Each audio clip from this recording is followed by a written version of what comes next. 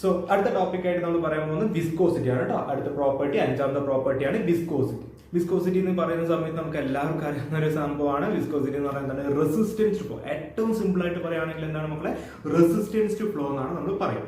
Resistance പറഞ്ഞാൽ ഒരു layer of fluid മറ്റൊരു ലെയർ ഓഫ് ഫ്ലൂയിഡിന്റെ മുകളിൽ കൂടി നമ്മളിങ്ങനെ പോകുന്ന സമയത്ത് അത് ഒരു റെസിസ്റ്റൻസ് ഓഫർ ചെയ്യുന്നുണ്ട്. ആ റെസിസ്റ്റൻസിന് വിളിക്കുന്ന പേരാണ് വിസ്കോസിറ്റി. ഏറ്റവും സിമ്പിൾ ആയിട്ട് മനസ്സിലാക്കണമെങ്കിൽ നമുക്ക് രണ്ട് ലിക്വിഡ് എടുക്കാം, ഒന്ന് വാട്ടർ എടുക്കാം, അതേപോലെ ഒന്ന് നമ്മുടെ തേൻ അല്ലെ ഹണി എടുക്കാം. അപ്പൊ രണ്ടും ഒരേ ഫ്ലോയിലാണോ മൂവ് ചെയ്യുന്നത്, അല്ലെങ്കിൽ നമ്മൾ തറയിൽ ഒഴിച്ചു കഴിഞ്ഞാൽ ഒരേപോലെയാണോ മൂവ് ചെയ്യുന്നത് ആയിരിക്കില്ലല്ലോ. ഹണി അല്ലെങ്കിൽ തേൻ എന്തായിരിക്കും കുറച്ച് കട്ടി കൂടിയതായതുകൊണ്ട് പതുക്കിയേ ഫ്ലോ ചെയ്യുള്ളൂ. ആ ടൈപ്പ് ഓഫ് ഫ്ലൂയിഡ് എന്ന് പറയുകയാണെങ്കിൽ നമുക്ക് എന്ത് പറയാം, അതിന്റെ വിസ്കോസിറ്റി കൂടുതലാണെന്ന് പറയാം അല്ലെ. അപ്പൊ വിസ്കോസിറ്റി കൂടിയ ഫ്ലൂയിഡിന്റെ ഫ്ലോ പ്രോപ്പർട്ടി എന്ത് ചെയ്യുന്നുണ്ട്, കുറയുന്നുണ്ട്. അപ്പൊ എന്താണ് വിസ്കോസിറ്റി, അതിന്റെ ഡീറ്റെയിൽസ് എന്താണ്, ന്യൂട്ടൺസ് ലോ ഓഫ് വിസ്കോസിറ്റി എന്തൊക്കെയാണ്, അങ്ങനെ കുറച്ച് കാര്യങ്ങളാണ് നമ്മൾ മെയിൻ ആയിട്ട് ഇവിടെ ഡിസ്കസ് ചെയ്യാൻ പോകുന്നത്. ഇപ്പൊ വിസ്കോസിറ്റിയുടെ യൂണിറ്റ് ഒക്കെ വളരെ ഇമ്പോർട്ടന്റ് ആണ്. ഇടയ്ക്കിടയ്ക്ക് നമ്മുടെ കേരള PSCയിലൊക്കെ ഡയറക്റ്റ് ആയിട്ട് ചോദിക്കുന്ന ക്വസ്റ്റ്യൻ ആണ് കേട്ടോ യൂണിറ്റ് വിസ്കോസിറ്റി. അപ്പൊ വിസ്കോസിറ്റി എന്ന് വിളിക്കും, അല്ലെങ്കിൽ നമ്മൾ വിളിക്കുന്ന പേരാണ് ഡൈനാമിക് വിസ്കോസിറ്റി എന്ന് വിളിക്കും. വിസ്കോസിറ്റി അല്ലെങ്കിൽ ഡൈനാമിക് വിസ്കോസിറ്റി എന്നാണ് വിളിക്കുന്നത്. ഡിനോട്ട് ചെയ്യുന്ന ലെറ്റർ നമ്മുടെ മ്യൂ എന്ന് പറയുന്ന ലെറ്റർ ആണ് കേട്ടോ മക്കളെ. മ്യൂ എന്ന് പറയുന്ന ലെറ്റർ ആണ് നമ്മളവിടെ ഡിനോട്ട് ചെയ്യുന്നത്. അപ്പൊ ഏറ്റവും സിമ്പിൾ ആയിട്ട് നമ്മുടെ ഡെഫിനിഷൻ ഒന്ന് നോക്കിയ ഡെഫിനിഷൻ എന്ന് പറഞ്ഞാൽ വേറെ ഒന്നുമില്ല, it's a property of the fluid which offer resistance അല്ലെ, resistance to movement of one layer of fluid over another adjacent layer. അതിനെ രണ്ട് ഫാക്ടേഴ്സ് ആണ് എഫക്ട് ചെയ്യുന്നത്. രണ്ട് ഫാക്ടേഴ്സ് ഏതൊക്കെയാണെന്ന് നോക്കിയാൽ കൊഹസീവ് ഫോഴ്സും മൊമെന്റം ട്രാൻസ്ഫർ ഫോഴ്സും ആണ്. വളരെ ഇമ്പോർട്ടന്റ് ആണ്. കൊഹസീവ് ഫോഴ്സും മൊമെന്റം ട്രാൻസ്ഫർ ഫോഴ്സും ആണ്. കൊഹസീവ് ഫോഴ്സ് എന്ന് പറഞ്ഞാൽ വേറെ ഒന്നുമില്ല, കൊഹസീവ് എന്ന് പറയുന്നത് എന്തായിരുന്നു, രണ്ട് സിമിലർ മോളിക്യൂൾസ് തമ്മിൽ ഉണ്ടാകുന്ന ഒരു അട്രാക്റ്റീവ് ഫോഴ്സ് വിളിക്കുന്ന പേരാണ് എന്ത്, cohesive force. Momentum transfer force എന്ന് പറഞ്ഞാൽ രണ്ട് മോളിക്യൂൾസ് കൂട്ടിയിടിക്കുന്ന സമയത്ത് ട്രാൻസ്ഫർ ചെയ്യുന്ന എനർജി അല്ലെങ്കിൽ ഫോഴ്സ് നമ്മൾ വിളിക്കുന്ന പേരാണ് മൊമെന്റം ട്രാൻസ്ഫർ ഫോഴ്സ് എന്ന് പറയുന്നത്. ഓക്കെ ആണല്ലോ. അപ്പൊ ഈ രണ്ട് കാര്യങ്ങൾ, അപ്പൊ ഫാക്ടേഴ്സ് ഇഫക്റ്റിംഗ് വിസ്കോസിറ്റി എന്ന് പറഞ്ഞാൽ രണ്ട് ഫാക്ടേഴ്സ് ആണ്. ഒന്ന് കൊഹസീവ് ഫോഴ്സും മറ്റേതാണ് മൊമെന്റം ട്രാൻസ്ഫർ ഫോഴ്സും ആണ്, അല്ലെങ്കിൽ മോളിക്കുലർ മൊമെന്റം ട്രാൻസ്ഫർ. ഓക്കെ ആണല്ലോ. ഈ രണ്ട് കേസുകളൊന്നും ആലോചിച്ച് വെക്കുക. അപ്പൊ ഞാൻ എന്ത് ചെയ്തിട്ടുണ്ട്, അടുത്തൊരു സംഭവമായിട്ട് നമ്മൾ നോട്ട് ചെയ്ത് വെച്ചോ, എന്താണ് ന്യൂട്ടൺസ് ലോ ഓഫ് വിസ്കോസിറ്റി. വളരെ ഇമ്പോർട്ടന്റ് ആണ്. വിസ്കോസിറ്റി എന്ന് പറഞ്ഞാൽ തന്നെ നമ്മൾ പറയാൻ, അല്ലെങ്കിൽ നമ്മുടെ മൈൻഡിലേക്ക് വരുന്ന ടേമാണ് എന്ത്, Newton's law of viscosity. Newton's law of viscosity എന്താ പറയുന്നത് നോക്കി. Newton's law of viscosity says that shear stress develops in the two layers of a fluid is directly proportional to its velocity gradient അല്ലെ. Velocity gradient ആണ് നമ്മുടെ definition ആയിട്ട് പറയുന്നത്. Just നിങ്ങളൊന്ന് കേട്ട് നോക്കുക, വേറെ ഒന്നുമില്ല. രണ്ട് ലെയറുകളുടെ ഇടയിൽ ഡെവലപ്പ് ചെയ്യുന്ന ഷിയർ സ്ട്രെസ് എന്തിന് പ്രൊപ്പോർഷണൽ ആയിരിക്കും എന്നാണ് പറയുന്നത് ന്യൂട്ടൺ. വെലോസിറ്റി ഗ്രേഡിയന്റിന് പ്രൊപ്പോർഷണൽ ആയിരിക്കും എന്നാണ് പറയുന്നത്. വെലോസിറ്റി ഗ്രേഡിയന്റ് അല്ലെങ്കിൽ വിളിക്കുന്ന വേറൊരു പേരാണ് എന്ത്, റേറ്റ് ഓഫ് ആംഗുലാർ ഡിഫോർമേഷൻ അല്ലെങ്കിൽ റേറ്റ് ഓഫ് ഷിയർ സ്ട്രെയിൻ എന്നൊക്കെ പറയും. റേറ്റ് ഓഫ് ആംഗുലാർ ഡിഫോർമേഷൻ എന്ന് പറയും, അല്ലെങ്കിൽ എന്ത് വിളിക്കും, റേറ്റ് ഓഫ് ഷിയർ സ്ട്രെയിൻ എന്ന് വിളിക്കാറുണ്ട്. അപ്പൊ അത് എന്തൊക്കെയാണെന്ന് നമുക്ക് ഡീറ്റെയിൽഡ് ആയിട്ടൊന്ന് നോക്കാം. നോക്കി അതിന് വേണ്ടിയിട്ട് ന്യൂട്ടൺസ് ലോ ഓഫ് വിസ്കോസിറ്റി പറയാൻ വേണ്ടിയിട്ട് ഞാൻ എന്ത് ചെയ്തിട്ടുണ്ട്, ഒരു സ്റ്റേഷനറി ആയിട്ടുള്ള പ്ലേറ്റ് എടുത്തിട്ടുണ്ട്. നിങ്ങൾക്ക് ഫിഗർ കാണാൻ പറ്റും. ഒരു സ്റ്റേഷനറി പ്ലേറ്റ് എടുത്തിട്ടുണ്ട്. ആ സ്റ്റേഷനറി പ്ലേറ്റ് എന്ന് പറയുമ്പോൾ അതിന്റെ ലോവർ സൈഡ് ഞാൻ എന്ത് ചെയ്തിട്ടുണ്ട്, ഫിക്സ് ചെയ്ത് വെച്ചിട്ടുണ്ട്. അതിന്റെ വെലോസിറ്റി എന്താണ്, 0 ആണ്. അതിന് മുകളിലൂടെ ഞാൻ ഒരു real fluid type of fluid നമുക്ക് പഠിക്കാനുണ്ട്. അതിലേക്കൂടെ ഞാൻ എന്താണ്, ഒരു റിയൽ ഫ്ലൂയിഡ് നമുക്ക് ഇങ്ങനെ ഫ്ലോ ചെയ്യുന്നുണ്ട്. ആ റിയൽ ഫ്ലൂയിഡിന്റെ വെലോസിറ്റി എന്ന് പറയുന്നത് എത്രയാണ്, u ഇൻഫിനിറ്റി ആയിട്ടാണ് എടുക്കുന്നത്. u ഇൻഫിനിറ്റി ആയിട്ടാണ് നമ്മൾ എന്ത് പറയുന്നത്, റിയൽ ഫ്ലൂയിഡിന്റെ എന്ന് പറയുന്നത് വെലോസിറ്റി നമ്മൾ ഡെവലപ്പ് ചെയ്യുന്നത്. ഓക്കെ ആണല്ലോ. ഇപ്പൊ ഇത്രയും കാര്യങ്ങളാണ് നമ്മൾ എടുക്കുന്നത്. വേറെ കാര്യങ്ങളിലേക്കൊന്നും നമ്മൾ പോകുന്നില്ല. ഇത്ര കാര്യങ്ങളൊന്നും മൈൻഡിൽ വെക്കാം. അത് നോ സ്ലിപ്പ് കണ്ടീഷൻ ആണ്, അങ്ങനത്തെ കാര്യങ്ങളൊക്കെ. അതേപോലെ മുകളിലേക്ക് പോകുന്നതോറും നമുക്ക് എന്തെങ്കിലും ഡിസ്റ്റൻസ് കൂടിയാണ് വരുന്നത്.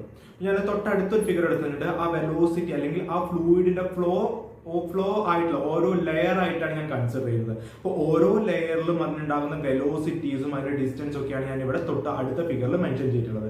അത് നോക്കി, ഇവിടെ എന്ത് ചെയ്യുന്നുണ്ട്, ഒരു സ്റ്റേഷനറി പ്ലേറ്റ് അല്ലേ. അപ്പൊ സ്റ്റേഷനറി പ്ലേറ്റ് എന്ന് പറയുന്നത് അതിനോട് തൊട്ട് ചേർന്ന് നിൽക്കുന്ന ലെയർ ഓഫ് ഫ്ലൂയിഡിന്റെ വെലോസിറ്റി എപ്പോഴും എന്തായിരിക്കും, 0 ആയിരിക്കും.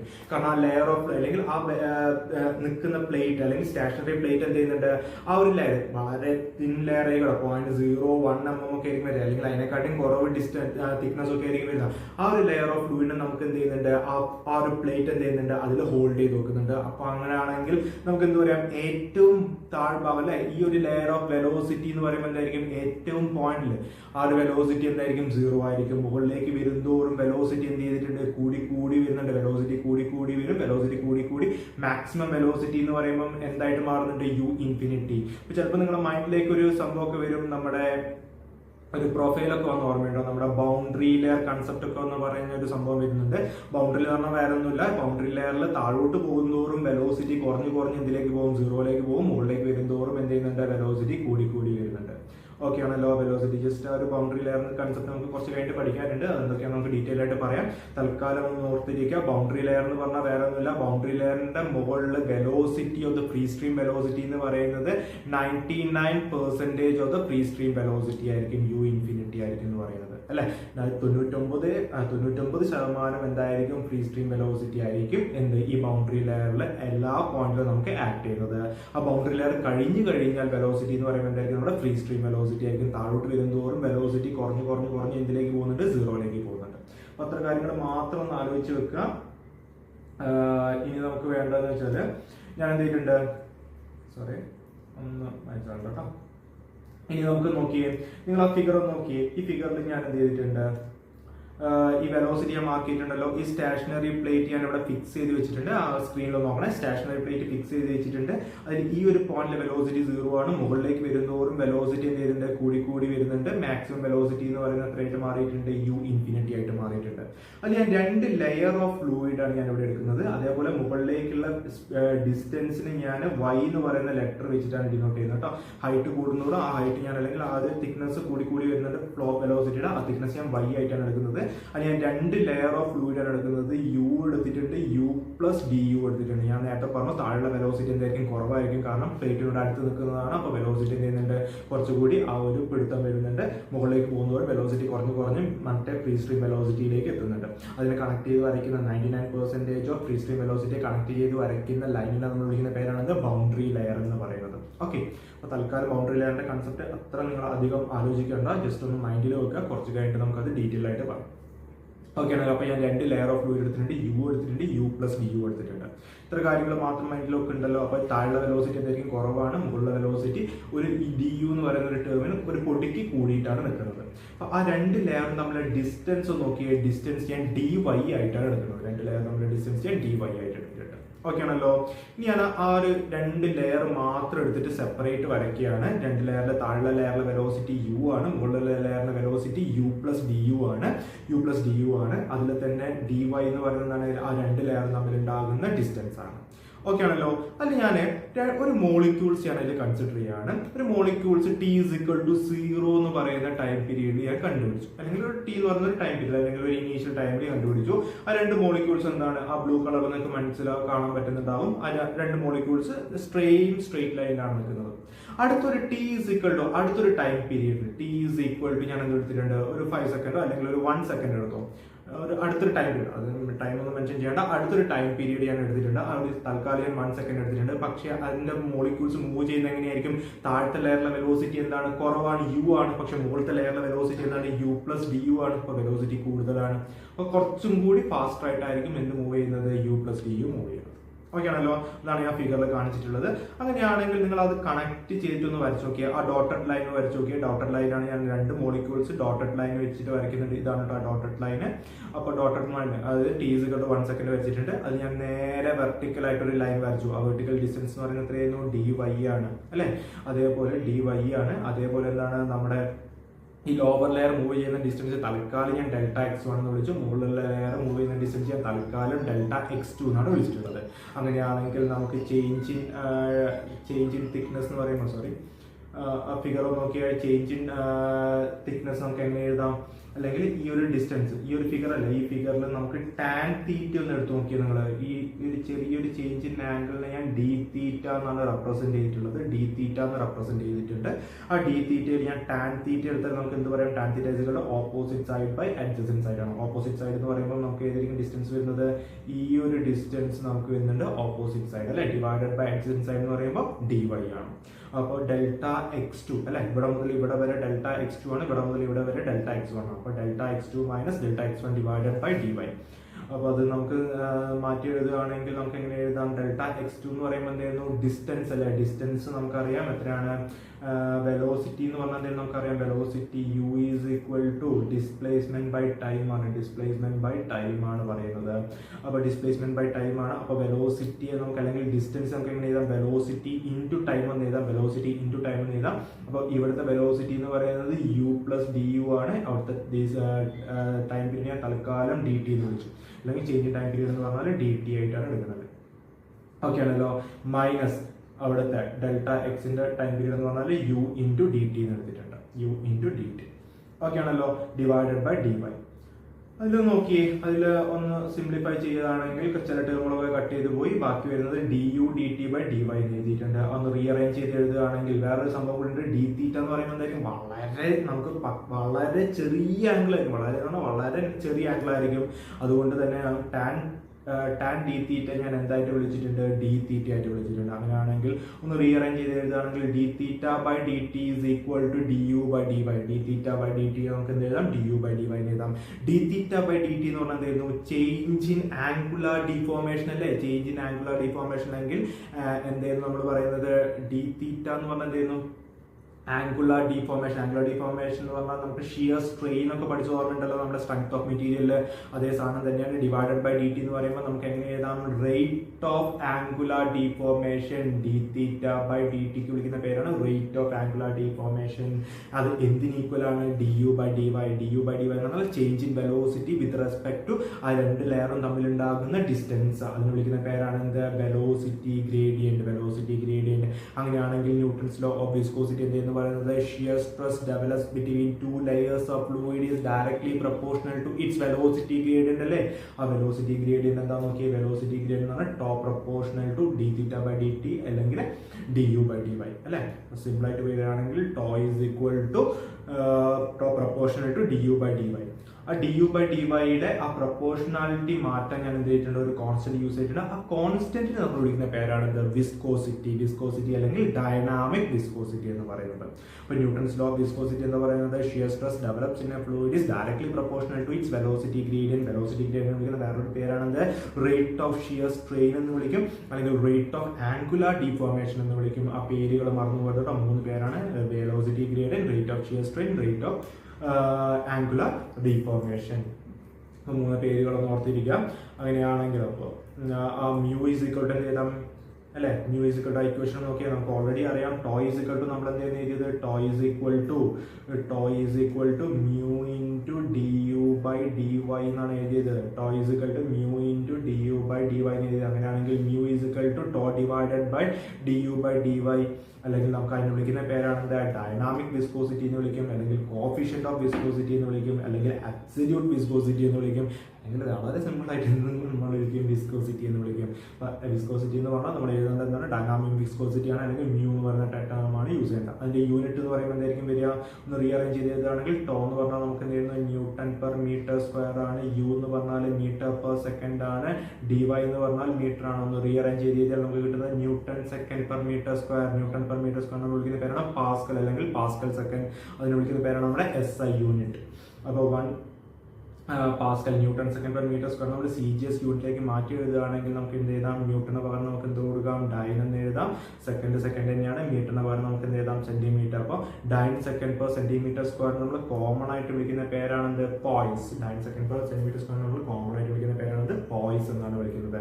അപ്പോൾ തൊട്ടടുത്തൊരു വളരെ ഇമ്പോർട്ടൻ്റ് ആയിട്ടുള്ള ഒരു പോയിന്റ് എഴുതി വെച്ചോ. 1 പോയിസ് എന്ന് പറയുന്നത് 1 poise is equal to 1/10 pascal second, അല്ലെങ്കിൽ newton second per metre square ആയിരിക്കും കേട്ടോ. 1 poise is equal to 1/10 pascal second, അല്ലെങ്കിൽ newton second per metre square ആയിരിക്കും വരുന്നത്.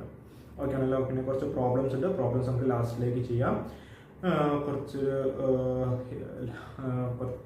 പ്രോബ്ലംസും കാര്യങ്ങളൊക്കെ ഉണ്ട്. അത് നമുക്ക് നോക്കിയിട്ട് ചെയ്യാം. ഇനി അടുത്തൊരു സ്റ്റാർ മാർക്കറ്റ് നിങ്ങൾ എഴുതി വെച്ചു. ഇടയ്ക്കിടയ്ക്ക് നമുക്ക് SSC ജെയിലൊക്കെ സ്ഥിരമായിട്ട് ചോദിക്കുന്ന ക്വസ്റ്റ്യൻസ് ആണ്. SSC മാത്രമല്ല, കേരള PSCയിലും ചോദിച്ചിട്ടുണ്ട്. ഇനി റെയിൽവേയിലും ചോദിക്കാൻ ചാൻസ് ഉള്ള ഒരു ക്വസ്റ്റ്യൻ ആണ്. എന്താണ്? Variation of viscosity with temperature. Variation of viscosity with respect to temperature. ഇപ്പോൾ രണ്ട് പോയിന്റ് നിങ്ങൾക്ക് മെയിൻ ആയിട്ട് വരുന്നുള്ളൂ. അവിടെ എഫക്ട് ചെയ്യുന്ന, നേരത്തെ പറഞ്ഞു വിസ്കോസിറ്റിയെ എഫക്ട് ചെയ്യുന്ന ഫാക്ടേഴ്സ് എന്തൊക്കെയായിരുന്നു? കൊഹസീവ് ഫോഴ്സും മൊമെന്റം ട്രാൻസ്ഫർ ഫോഴ്സും ആണ് അല്ലേ? കൊഹസീവ് ഫോഴ്സും ഉണ്ട്, മൊമെന്റം ട്രാൻസ്ഫർ ഫോഴ്സും ഉണ്ട്. ആ കൊഹസീവ് ഫോഴ്സ് എന്ന് പറയുമ്പോൾ എന്തായിരുന്നു? C CF അല്ലെ. കോഹെസിവ് ഫോഴ്സ് എന്ന് പറഞ്ഞാൽ രണ്ട് സിമിലർ മോളിക്യൂൾസ് തമ്മിൽ ഉണ്ടാകുന്ന ഒരു അട്രാക്റ്റീവ് ഫോഴ്സ് ആണ്. മൊമെന്റം ട്രാൻസ്ഫർ ഫോഴ്സ് ആണ് രണ്ട് മോളിക്യൂൾസ് കൂട്ടിയിടിക്കുന്ന സമയത്ത് ട്രാൻസ്ഫർ ചെയ്യുന്ന ഒരു ഫോഴ്സ് ആണ്. ഇതിൽ ഏതെങ്കിലും ഒരു ഫോഴ്സ് കൂടിക്കഴിഞ്ഞാൽ, നല്ലതുപോലെ കൂടിയിട്ടുണ്ടെങ്കിൽ മാത്രമേ നമുക്ക് എന്ത് കൂടുള്ളൂ, നമ്മുടെ വിസ്കോസിറ്റി കൂടുള്ളൂ. ഓക്കെ ആണല്ലോ. വിസ്കോസിറ്റി കൂടണമെങ്കിൽ ഇതിൽ ഏതെങ്കിലും ഒരു ഫോഴ്സ് നമുക്ക് എന്ത് ചെയ്യണം, നല്ലതുപോലെ കൂടണം. എങ്കിൽ മാത്രമേ നമുക്ക് എന്ത് ചെയ്യുള്ളൂ, വിസ്കോസിറ്റി ഇൻക്രീസ് ചെയ്യുള്ളൂ.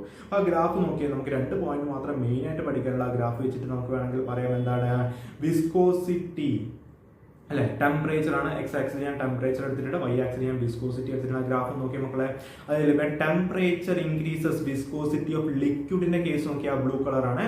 ബ്ലൂ കളർ വരുന്ന സമയത്ത് വിസ്കോസിറ്റി ഡിക്രീസസ്. പക്ഷേ ഗ്യാസസിന്റെ കേസിലോ ഗ്യാസസ് ഇൻക്രീസസ്. ഈ 2 പോയിന്റ് തന്നെയായിട്ട് നിങ്ങൾക്ക് മെയിൻ ആയിട്ട് ക്വസ്റ്റ്യൻസ് ആയിട്ട് ചോദിക്കുന്നത്. അതിന്റെ റീസൺ ചിലപ്പോൾ ചോദിക്കാം, ചിലപ്പോൾ സ്റ്റേറ്റ്മെന്റ് ഒക്കെ ആയിട്ട് ചോദിക്കാം. അപ്പോൾ തൽക്കാലം 2 പോയിന്റുകളൊന്ന് എഴുതി വെക്കുക. When temperature increases viscosity of liquid decreases. Viscosity of gas ആണെങ്കിൽ നമുക്ക് എന്ത് ചെയ്യും, increases when temperature increases. Okay, അതിന്റെ കാരണങ്ങൾ എന്തൊക്കെയാണെന്ന് നമുക്ക് നോക്കാം. അതിൽ ഫസ്റ്റ് കേസ് ഞാൻ ലിക്വിഡ് എടുത്തു. ലിക്വിഡ് എടുത്ത് നിങ്ങളൊന്ന് ആലോചിച്ച് നോക്കിയേ. ലിക്വിഡ് എന്ന് പറയുമ്പോൾ ലിക്വിഡും ഗ്യാസും ആണ് നമ്മൾ കമ്പയർ ചെയ്യേണ്ടത്.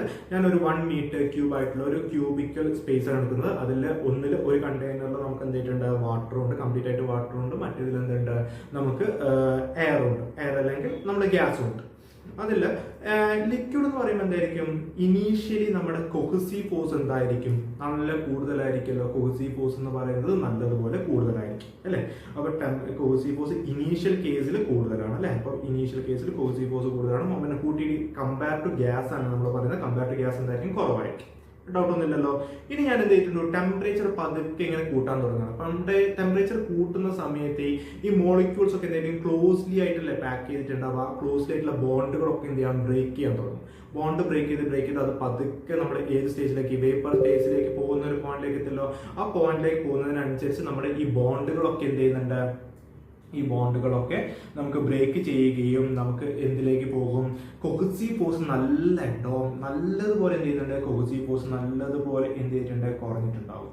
പക്ഷെ correspondingly momentum transfer force increase ചെയ്യുന്നുണ്ട്. പക്ഷെ എന്ത് കുറയുന്ന അത്ര ഇൻക്രീസ് ചെയ്തിട്ടുണ്ടാവില്ല, കൊഹസീവ് ഫോഴ്സ് കുറയുന്ന അത്രയും മൊമെന്റം ട്രാൻസ്ഫർ ഫോഴ്സ് കൂടിയിട്ടുണ്ടാവില്ല. അപ്പൊ നമുക്ക് എന്ത് പറയാം, കൊഹസീവ് ഫോഴ്സ് എന്തിനെ ഡോമിനേറ്റ് ചെയ്യുന്നുണ്ട്, കൊഹസീവ് ഫോഴ്സ് കുറയുന്നതല്ല കൂടുതൽ. അപ്പൊ കൊഹസീവ് ഫോഴ്സ് ഡോമിനേറ്റ് എന്ത് ചെയ്യുന്നുണ്ട്, momentum transfer force. So viscosity decreases.